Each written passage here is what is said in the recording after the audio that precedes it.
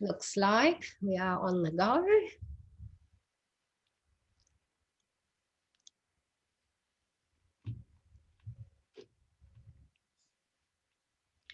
And we are live. Hello and welcome at the Profitable Author Hub. I'm Sigrid de Kaste, and I work with coaches and consultants to help them write, publish, marketing optimized book in 6 weeks or less. And in this video, I'm interviewing Natalie King, the confidence coach. Hi, Natalie. Morning or evening, I think, where you are, but it's morning here in the UK, so good morning.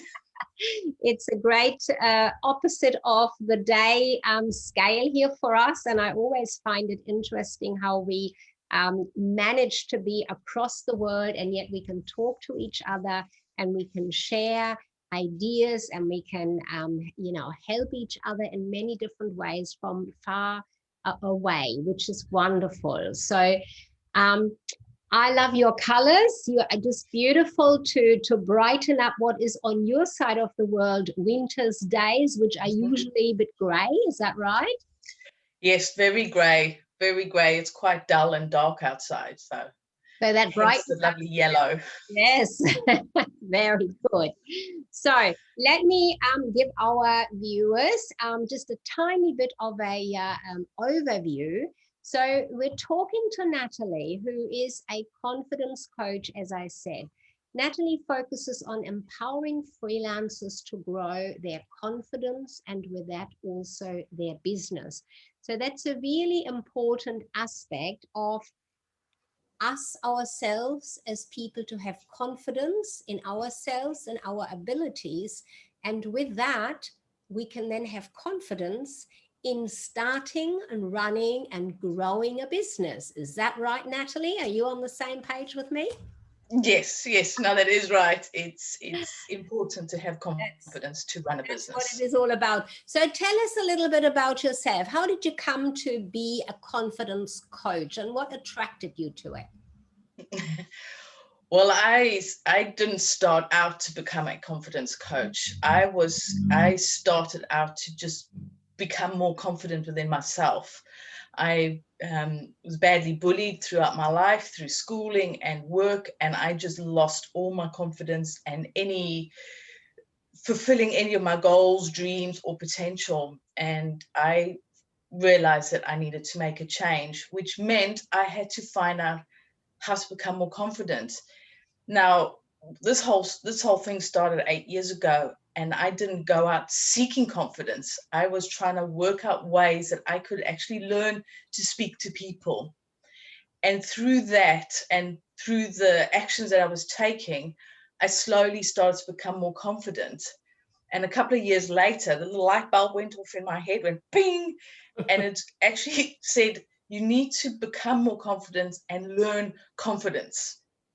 And this is where I was like, this is what I need to do now. This is what I'm actually finding my passion to learn, to help others with. So it was a very roundabout route that I went. But once that light bulb went off, I've really focused on learning more about confidence and how to help others become more confident. So the word confidence is a word in a way, and different people probably associate different meanings with it or different things for themselves with it. What have you found? First of all, obviously with yourself. Now you just shared that you had issues there around not being confident with other people and speaking. What have you found with the clients that you're working with? What's the biggest symptom of their not being confident? So because I work with freelancers, or what we call here in the UK small business owners or self-employed, I find a lot is self-worth, being confident in themselves to charge the right money for their services and their fee. And quite often they feel that they're not worth it, or that they are not good enough. And this does come down in confidence. another big way that I notice it is through not taking the right activities within your business in order to grow your business. And again, it's the lack of confidence that is stopping them from stepping up or stepping out. And this I come across a lot. It's very much activities or lack of activities within the business, or not selling your worth, or even not saying your worth. You know, I am good at, I'm skilled at. So many business owners don't say this. And this is where I just want to shake them and like, no, you are really good at what you do. Let people know and charge the right amount. Don't undercharge yourself. So this is where my passion comes in. Where it comes through. How you know, how you can recognize that. And so I guess when you're referring to activities, they're not taking the actions or doing the activities. I would imagine what you need to do, one big thing, of course, would be talking to clients and customers. And I can imagine that that could be a huge point of lack of confidence. They're not even going to go and talk to somebody or do a follow-up call, perhaps.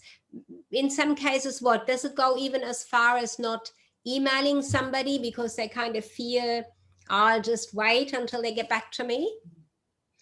Yeah, it does vary from person to person, but it's about not following up. It's even about not going out and actively seeking the business. I know that here in the UK, networking is a big part of growing your business, and networking is about speaking to other people and even putting yourself forward to give a 10-minute or 20-minute presentation. And so many skilled business owners or freelancers don't put themselves forward.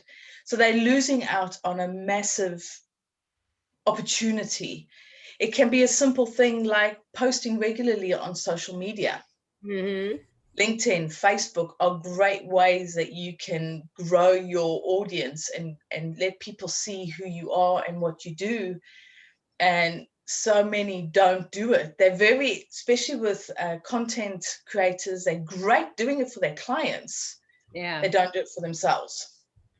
So it is these little activities which might not sound a lot, but they can be quite big in people's heads. So that is shown then when they sort of say, like you said a little earlier, when they say things like, oh, or maybe they have it just in their head, oh, I'm not good enough for this, or maybe I don't know enough. What do they come to you with? What do they say the most there? Is it those words, or is there other things as well, if it is something as simple as social media posting? They normally come to me with two ways. One is I don't have enough clients. I'm not growing my business, or I'm so busy that I don't have time for anything else, but I'm not making ends meet. Oh. And this is normally where the red flag goes flying, and I question them and find out what it is. So usually if they're really busy, which is great, they've got a lot of clients, but they're undercharging themselves and they don't have the work-life balance that they've wanted to create because they're not charging their worth. And then lack of clients is because of usually is the not going, stepping out, not networking or social media or emailing, whatever their business needs, they're not letting people know and even following up if they get somebody making an inquiry and they're not following that up. So it's a variety of these little things, but they don't come to me saying they have no self-worth or anything. Those are the normal two triggers that I know. Right, let's dig deeper into this. They're not using the words usually confidence, possibly, because that's not where they're not really associating that with that, I think. No, it's lack of clients, or I'm so busy, I don't have a life. And not realizing what's really behind it. So how do they find you then in the first place? Is that because you are networking, you are in that confident state yourself, and you are out there, go get them? Yes, I network, and so I very much believe in building relationships and speaking to people. So I do network and I do presentations at networking. I also like to guest speak in people's groups like yourself. I'm on social media, and it's very much just about building an awareness. When somebody wants to work with me, they normally have followed me for a while. They've built this relationship, they know who I am, and then we start having a conversation, and from there it leads on. And this is what I love about it. It's all about getting to know the person who I will be working with before just coming out of the blue or cold calling. So I have a group that people come into, and then from there it's messaging. So it is a process that happens, but it's about them getting to know me getting to know them, and building that relationship so that they know that they can trust me. Yes, and I mean that is something it pops up everywhere in business, that it's about getting to know, getting to like, and trusting you. I mean, knowing, liking, that builds the trust around doing business with somebody. And of course, also having a feel for whether that person, you can actually help them in what they're looking for. So so they're not coming to say, oh, I'm not confident. Yeah, they're coming, oh, I just don't have enough clients. Or they come and say, I'm so busy, I don't know what I'm doing here. I need some sort of a balance in my life. And they recognize that you can help them in that. Are there misconceptions you come across that these people have that is really just not going to help them, or that contributes to them having this lack, and therefore not realizing it's a confidence factor that is holding them back? Are there any misconceptions? Something I think that this is the way, but it actually isn't? One misconception I get a lot is people believe that they cannot become confident. Right. So I've spoken to a few business owners, and I've said, this is what I can help you with. Oh, I can't ever become confident. I've never been confident, so I can't do it. And this is where I just want to be a 2-year-old and have a tantrum and like, no, you can. Because the one thing about confidence, it's a skill. Confidence is a skill that you can learn when you understand how and why and what falls and everything else. And this misconception that I've never been confident, therefore I can't ever be confident, is so limiting. It's damaging, because they won't ever become confident with that mentality and that mindset. And this is something that does frustrate me. I can imagine they must be sort of thinking like it's inborn, like it's part of their character or something like that, which it actually isn't. So it's more or less something that you can work on, and that you can learn, and that you can certainly train.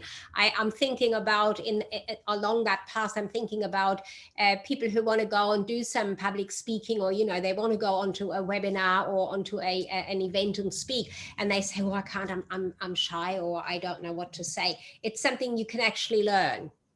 Practice, training, that sort of thing. And you can do the same with confidence, is what I'm hearing you say.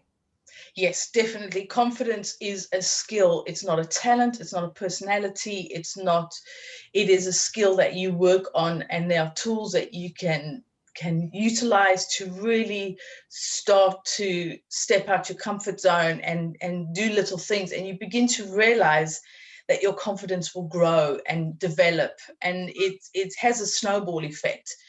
The more you do, the more confident you become. The more confident you become, the more that you do. And when I come across people who say, but I've never been confident, so therefore I can't ever be confident, it does upset me a bit, because it's like, that's not true.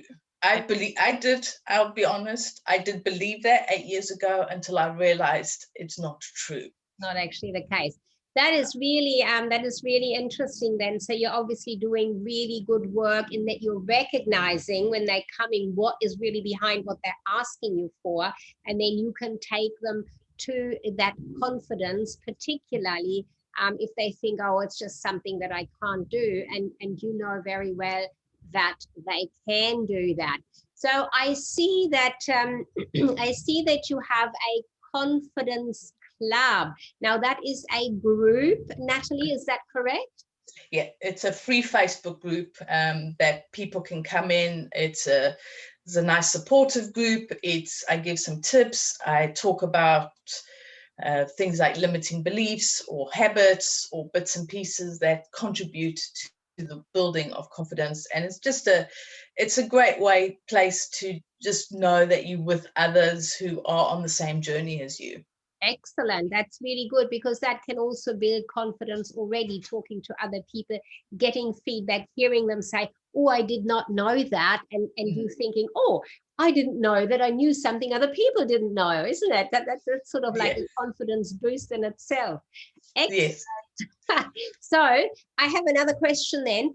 I see also that you have an ebook. So that's a confidence ebook. Now I'm not quite sure what is in it, what that does, but my question, the first question is, before you share a bit of what's in that and what it can help people with, the other question is, it's an ebook, so is it a PDF? It's a downloadable type ebook. Yes. Great. Yes. Okay, so people can just click and download once they've taken the pass through on that. And have you, in that confidence book, that ebook that you have there, so have you considered expanding that to a full book at any point in time, or is that something for down the track, which often people say?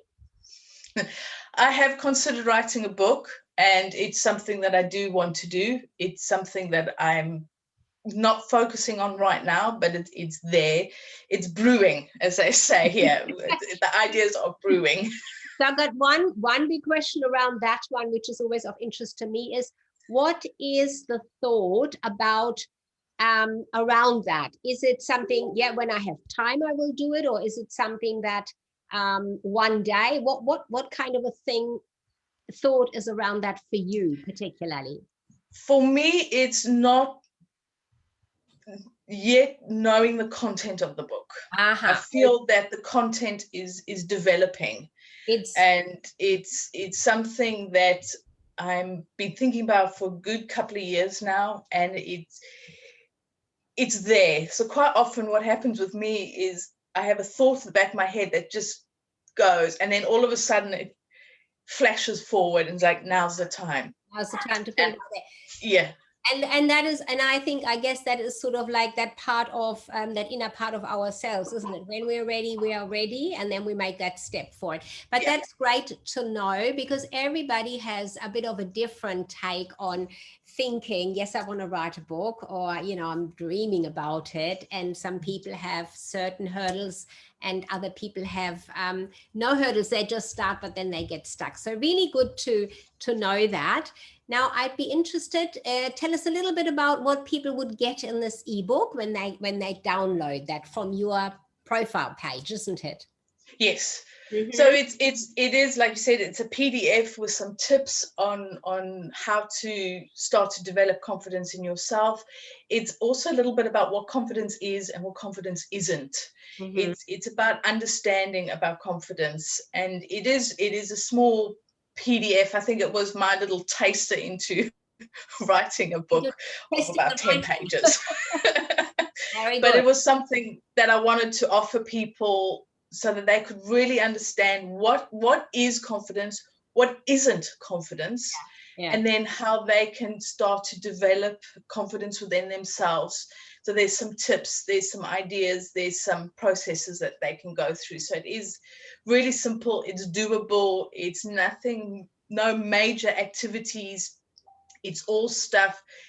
It's basically how to start building your confidence. To get that first step into understanding what it is in the first place, and whether you have it or don't have it, and so on, to get a bit deeper into it. That is excellent. So we're going to pop into the comments below the video, first of all, your page link to go there where they can download that from. And of course, on the page, there's also the call to action to join that group for those people who wish to take it further and perhaps be in that community of like-minded people and get your tips and so on. So in conclusion, give us some tip or maybe some direction for people, or how should they realize or recognize what to do next after they have heard us speak about confidence and they're not really sure. What should they do? What's the direction you're giving? A call to action or a tip? One thing I just would like to remind your audience is confidence is a skill that you can learn. So if you felt that you've never been confident in your life, that's okay. You can become confident in your future, from your present to your future. So this is something that is very important. Please remember that confidence is a skill you can learn, the same as writing, same as reading, the same as a language, the same as sports, the same as any skill. Confidence is a skill you can learn. One big tip that I give everybody, and it's something that I've utilized myself, is say yes to opportunities.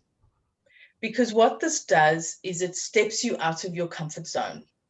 And when you step out your comfort zone and you get this feeling of fear, your palms go clammy, your heart is racing, and you think, what am I going to do? Oh my God, oh my God, oh my God, no, no, no, no, no.